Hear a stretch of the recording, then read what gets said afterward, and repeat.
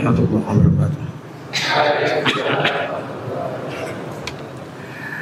Alhamdulillah rabbil alamin wassalatu wassalamu ala alihi washabbihi ajmain amma ba'du. Alhamdulillah pada hari ini kita kembali berjumpa dan alhamdulillah masjidnya ternyata kurang besar. Enggak tahu apa karena antum tambah besar badannya sehingga membutuhkan ruang lebih besar, ya, atau karena memang kecil, mestinya mengecil. Karena biasanya Pak cukup, ini jadi gak cukup. Alhamdulillah, syukur kita sampaikan kepada Allah Subhanahu wa Ta'ala atas segala kemudahan yang ada dan kita bisa cepat ya memulai acara kita pada hari ini. Ada sebuah hal yang penting kita sampaikan kepada semuanya, bahwa ada perkara yang harus antum miliki bila ingin sukses. Di antaranya adalah yang dinamakan integritas. Integritas itu adalah sebuah sikap yang konsisten antara perkataan dan perbuatan dan kondisi yang dimiliki.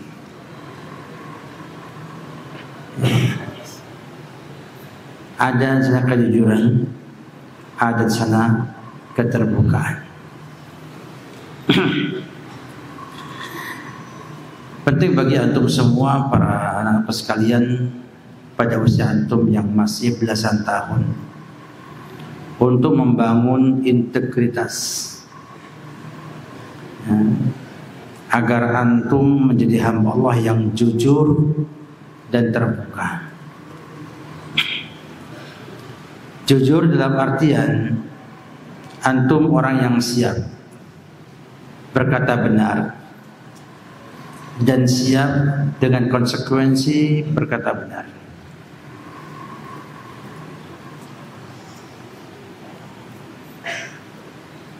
Sehingga otomatis seorang itu ketika diminta untuk berbuat jujur, maka akan ada konsekuensinya. Nah, dan cobaan yang Allah berikan untuk menguji apakah kita jujur betul-betulan atau hanya jujur karena kemaslahatan tertentu. Mukmin ini ya, dengan sifat jujur akan terbangun sebuah integritas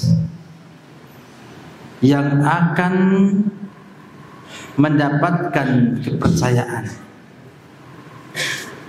Makanya orang itu percaya dengan yang jujur. Nabi kita Muhammad SAW itu terkenal dengan apa? Dengan kejujurannya. Sehingga banyak orang Quraisy menyimpan amanat kepada Nabi kita Muhammad SAW. Bahkan beliau dinamakan sebagai As-Sadiqul Amin, ya, atau Al-Amin. Kenapa? Karena sifat amanahnya. Nah, amanah ini dibangun di atas integritas, kejujuran, ya, dan keterbukaan. Maksudnya, orang yang jujur ini akan membangun hidupnya dengan kepercayaan orang. Tapi cukup gak dengan hanya jujur saja? Tidak, kita harus terbuka. Terbuka artinya menerima semua yang baik, menerima saran orang lain, menerima kritikan orang lain, dan menerima perubahan-perubahan yang ada untuk lebih hebat, lebih maju dari sebelumnya.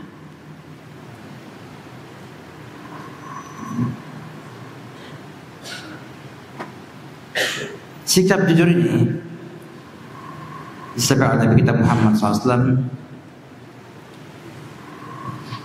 alaika bisidqi, hendaknya kamu itu jujur. Fa inna sidqa yahdi ilal bir, Karena yang namanya as-sidq, jujur itu akan membawa kepada kebaikan. Wa innal birra yahdi ilal jannah.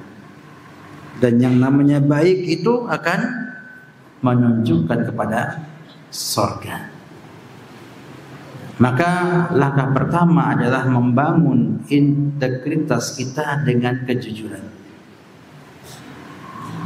Nabi itu membangun integritas dengan kejujuran ini. Terkenal orang paling jujur, tidak pernah bohong. Sampai-sampai dipercaya oleh kaum Quraisy semuanya. Maka ketika beliau itu menyampaikan wahyu Allah yang pertama kepada kaum Quraisy, banyak yang percaya. Namun karena itu merupakan bagian daripada perubahan akidah yang mereka miliki, mereka menentangnya. Mereka tidak berani mengatakan Muhammad berdusta, tidak berani. Mereka hanya mau mendustakan, artinya tidak mau percaya. Namun tidak pernah dia menuduh Muhammad itu berdusta. Karena memang tidak pernah diketahui beliau berdusta, punya integritas yang tinggi. Maka kita harus jujur. Maka bila kita jujur, otomatis kita harus siap dengan semua risiko yang ada. Karena di zaman ini itu dapatkan orang yang jujur sangat susah sekali. Teman saya ada di Pelabuhan Dua di Pelindo, Tanjung Priok. Itu dinamakan malaikat sama mereka. Kenapa? Karena tidak pernah mau korupsi. Karena nggak pernah mau makan uang yang tidak jelas. Kata mereka ini malaikat. Kenapa? Karena sangat jarangnya ada orang yang jujur. Umumnya korupsi. Sejak korupsi, joget-joget.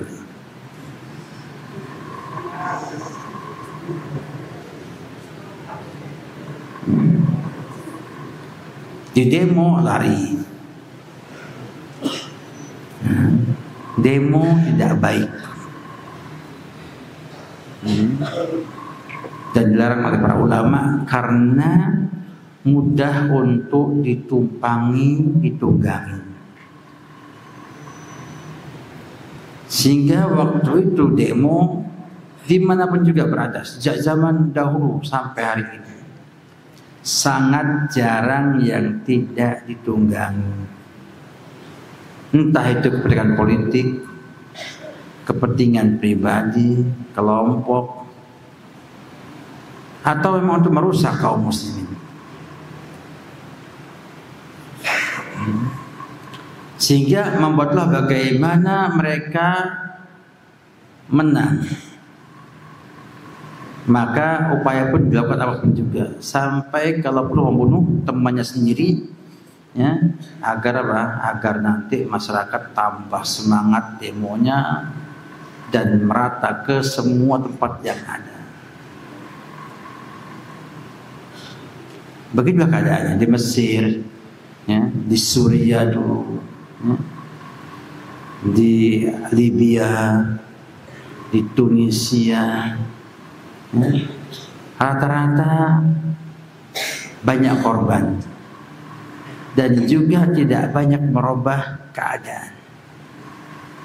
Di Suriah itu malah sampai perang bercabut lama sekali. Ya Allah, tolong mereka dengan adanya orang-orang yang membela negara itu kan senjata, dan akhirnya bisa kembali menggulingkan pemerintah, ya, yang kafir, ya, Bashar Assad ini, ya, diganti dengan yang Islam, dengan Ahmad Syara. Dan untuk bangkit perlahan-lahan, tidak bisa mudah bangkit. Mereka tahan. Indonesia mana tahan? Cukup berasnya dinaikkan 20.000, ribut dunia. Sumbunya pendek Indonesia ini. Tampaknya santun-santun, tapi kalau demo luar biasa mengerikan. Semua main bakar.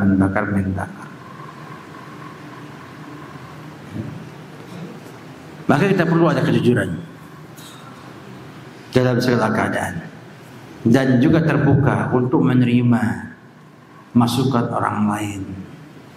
Jangan tutup kuping, menghina masyarakat. Jangan. Harus terbuka dengan kita untuk mendengarkan keadaan masyarakat, punya empati. Karena antum akan tinggal di masyarakat. Jangan sampai karena sholatnya telat 1 jam antum jadi masalah. Jangan sampai kita berfatwa yang tidak benar sehingga membuat kisruh di masyarakat.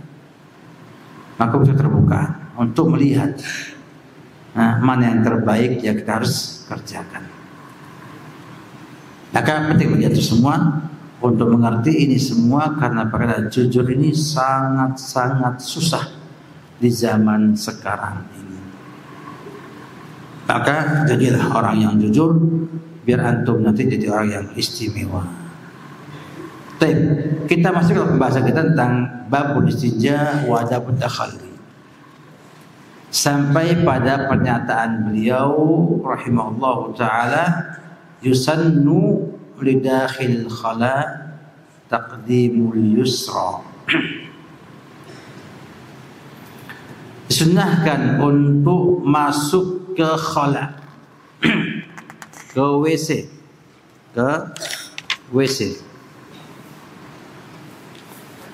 mendahulukan kaki kiri. Ini sudah sepakat para ulama rahimahullahu taala.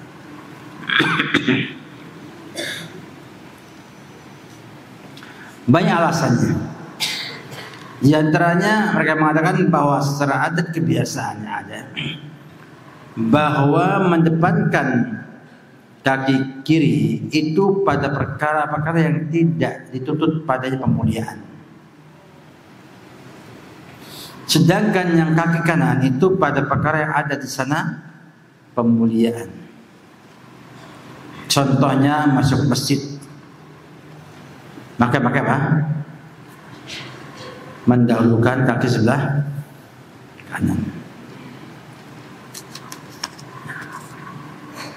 Kemudian kata beliau lagi, wa qaulu bismillah, dan mengucapkan bismillah.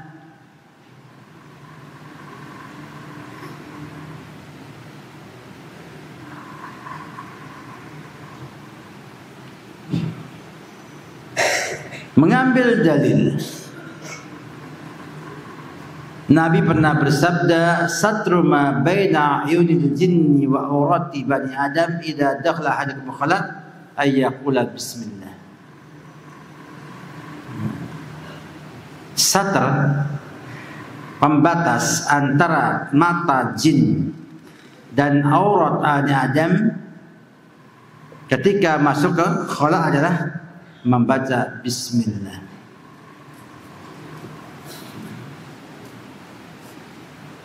Dan jin ini tidak nampak oleh manusia. Innahu yarakum wa qabiluhu min haitsu la tarawun. Jin itu melihat kalian. Kalau kita nggak lihat mereka. Dan tempat kotor seperti WC dan lainnya adalah tempat tinggalnya jin dan syaitan. Sehingga kata para ulama rahimahullah, apabila manusia membuka celananya di WC, maka akan dilihat oleh jin auratnya kita tersebut. Maka baca bismillah ya, sebagai apa? Sebagai penghalang sehingga matanya jin gelap, nggak bisa melihat auratnya kamu. Ini kalau antum masih punya malu. Sekarang banyak orang nggak tahu malu. Ya, buka aurat bukan di WC, di mana? Jalan raya. Jalan raya, di mal-mal, di bandara, tempat orang kumpul rame-rame, mereka buka-buka aurat. Padahal manusia yang normal itu mesti apa? Malu karena auratnya kelihatan. Terangkan. Makanya man lebih hebat, ayam apa manusia? Ayam, cocok. Ya, pintar. Kenapa? Karena ayam menutupi auratnya, pahanya ditutupi. Ya. Ayam itu nggak kelihatan pahanya. Ya, dadanya nggak kelihatan. Nah, yang nampaknya apa? Mata dan paruhnya, wajahnya aja. Yang lainnya apa isinya? Bulu semua, nggak kelihatan.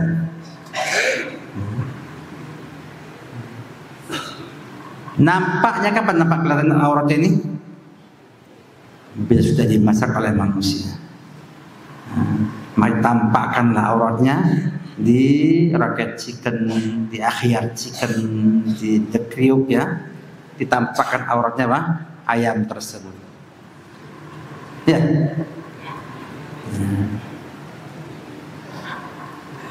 Pernah lihat nggak di akhir ada ayam buka aurat? Hah?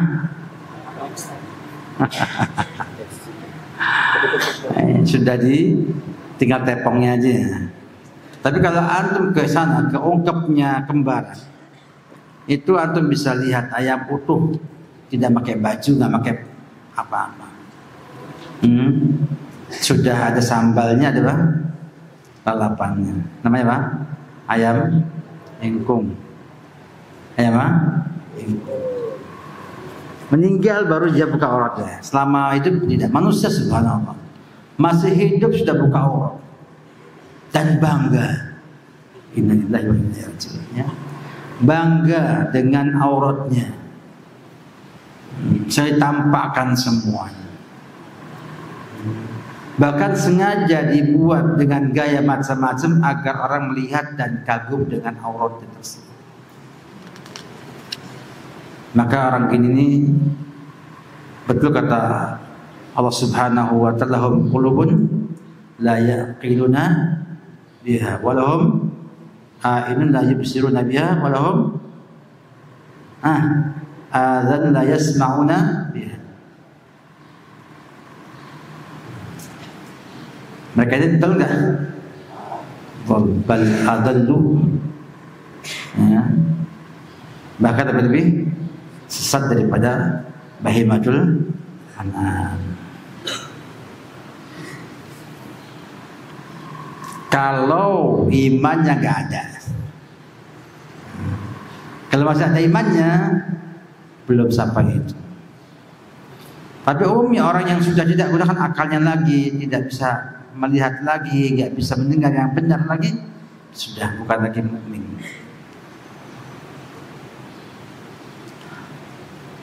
Kemudian membaca a'udzu billahi minal khubuthi wal khaba'its. Ini hadis sahih. Yang kedua. Ya.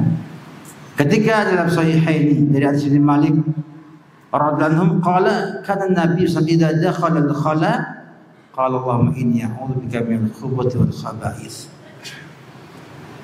Kata Nabi kita Muhammad SAW, Nabi itu ketika masuk khala, masuk WC mengucapkan Allahumma inni a'udzubika min khubuthi wal khaba'its tanpa aja bacaan bismillahnya. Ya. Sebagian ulama menggabung dua hadis jadi satu. Sehingga bismillah Allahumma inni a'udzubika minal khubuthi wal khaba'is. Ya Allah, aku berlindung kepada Engkau dari khubuth dengan dhamma.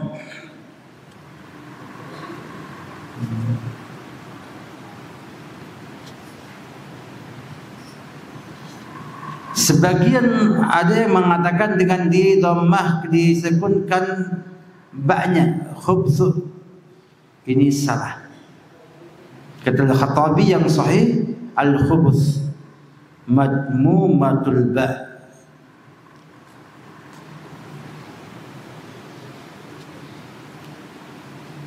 Namun Abu Ubaid Qasim bin Salam menyampaikan bahwa yang benar adalah al-khubthu dengan disukunkan ba'nya. Sehingga dua riwayat datang khubuth dan khubth. Dan khubuth lebih masyhur. Al-khubuth jamak khabith. Al-khubuth jamak daripada khabith. Man khabith?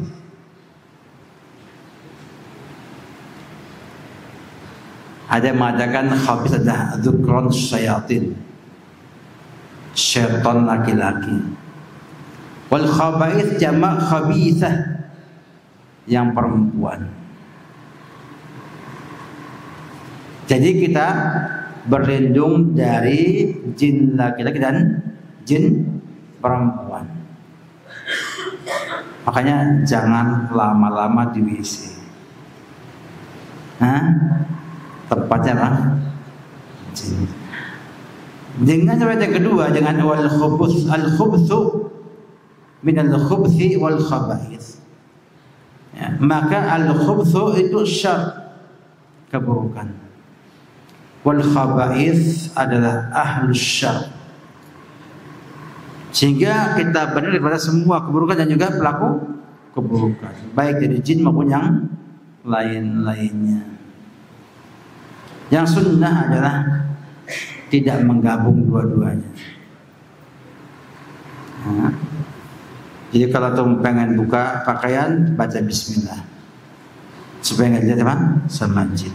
Tapi kalau masuk WC, baca Allahumma inni a'udzubika minal khubuthi wal khaba'ith, karena Nabi tidak nambahi dengan yang lain-lainnya.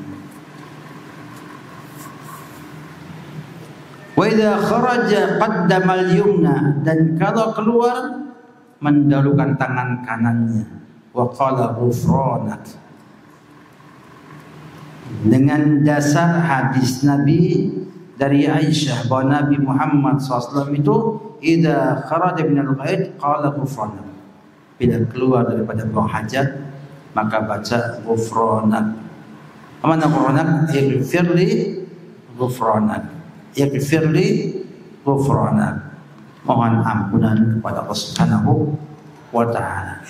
Kenapa? Karena kita nggak tahu ketika kita di WC entah mikir apa, entah apa, ya, sehingga khawatir berbuat dosa. Maka kita perangkat dari WC keluar baca ghufranaka. Atau juga itu syukur kita menang. Menang nggak? Menang karena telah mengeluarkan hajat kita. Kita menang, plong. Ya, kalau antum dari WC itu apa perasaan antum? Plong ya. Makanya kalau WC tersumbat dikasih apa? Kasih plong. Intinya adalah bahwa kita baca ghufranaka, istighfar. Dan demikian juga ketika kita menang. Kata Allah, idza jaa nasrullahi wal fath wa ra'aitan nasa yadkhuluna fi dinillahi afwajan fasabbih bismi rabbikal fasabbih bihamdi rabbika wastaghfir innahu kana tawwab. Ada istighfarnya.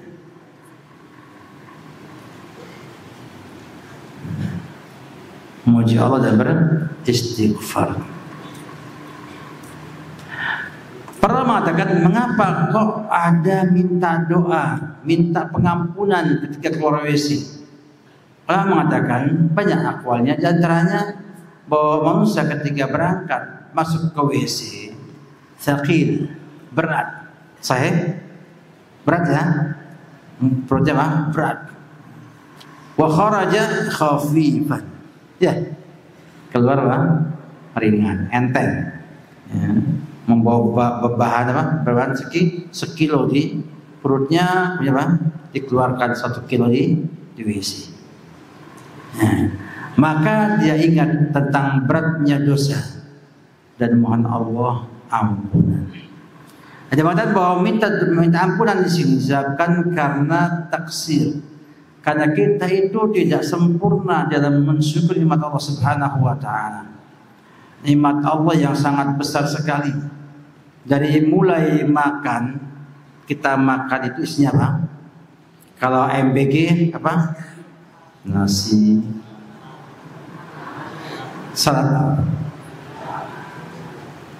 kemudian apa? Salak ya, buah-buahan, ada ayamnya, sawar sewir kecil-kecilnya. Tambah lagi, tambah susu kalau susu ada, buah nggak ada. Ya, kalau ada buah nggak ada susunya. Itu semuanya antum makan, sampai ke lambung diolah, diambil saripatinya oleh tubuh kita, sisanya dibuang, ampasnya dibuang. Sama enggak dengan antum dulu makannya hanya tempe sama tahu kalau sarapan? Beda? Beda ya? Yang tidur itu yang tiang. Nah, bangun.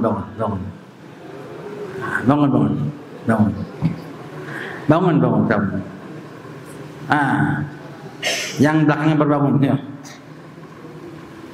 Jangan nengok. Aduh, nengok terus. Sini masuk. Naik bangun. Yang di tiang loh, tiang besar itu, tiang selatannya kamu. Berdiri.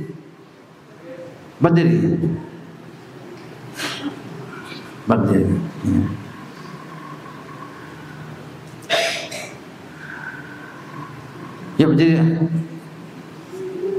1, 2. Ada banyak kesalahannya. Pertama, bersandar. Yang kedua, ketiduran. Yang ketiga, lepas peci. Berapa perkaranya? 3, ya. Dipanggil bengong. Pelanggaran bukan? Bukan pelanggaran. Baik. Pertanyaannya, jawab ya. Kenapa kita kok keluar WC baca ghufranaka?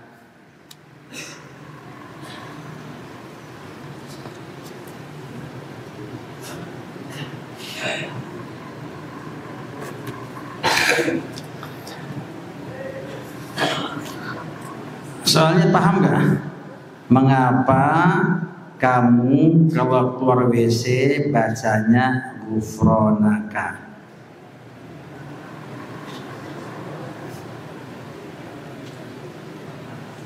Mana tahu, jangan dengar. Yang mereka nggak tahu, apalagi yang tidur. Ya, pertama Pak, karena masuk WC perutnya berat, pulang apa? Keluar apa? Ringan. Ringan. Maka ingat dengan beratnya dosa lalu beristighfar. Yang kedua, bahwasanya minta ampunan dengan sebab kita merasa belum cukup untuk bersyukur dengan nikmat Allah Subhanahu wa taala. Kita makan makanan apapun juga keluarnya itu aja. Kalau pas lambungnya enak, dia bentuknya bagus. Kalau pas perutnya enak, bentuknya apa? Berantakan.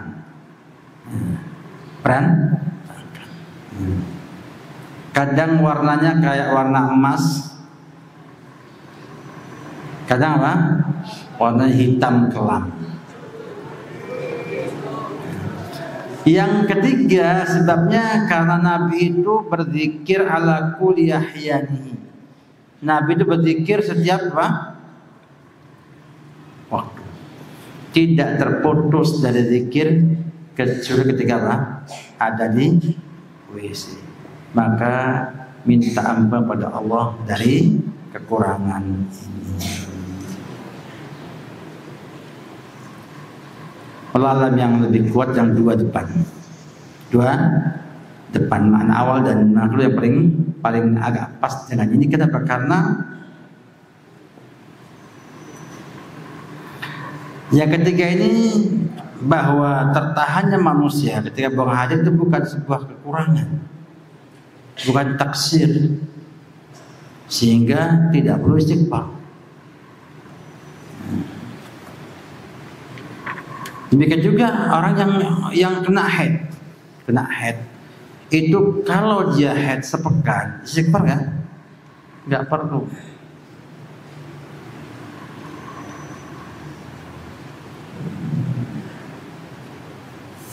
Jadi demikian bahwa kita masuk dengan kaki kiri duluan membacalah Allahumma inni a'udzubika minal khubuthi wal khaba'ith atau khubthi wal khaba'ith, boleh dua-duanya, dan keluar membaca ghufranaka dengan mendahulukan kaki sebelah kanan.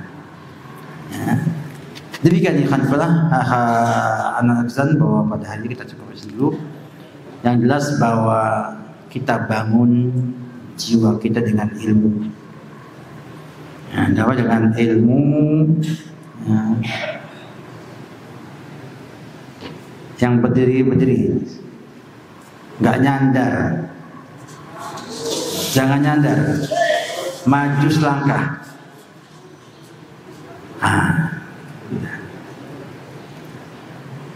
Jadi kita berharap pada antum semua mengisi masa muda itu dengan ilmu, membentuk karakter jujur, terbuka, mau berkembang ke depannya, karena masa depan antum ini gak sebesar ini. Zaman antum susah karena antum akan bersaing dengan internet, dengan intelektual buatan, bersaing dengan robot-robot yang dibuat manusia, sehingga lapangan kerja pun tidak mudah. Maka antum yang ingin sukses mulai sekarang belajar. Ya, fisiknya antum latih dengan karate. Ada ya karate? Pernah ada? Nah, kita adakan lagi insyaallah. Kita adakan lagi biar badannya kuat, sehat, dan nanti belajar lebih semangat. Demikian dulu. Assalamualaikum warahmatullahi wabarakatuh. Assalamualaikum warahmatullahi wabarakatuh.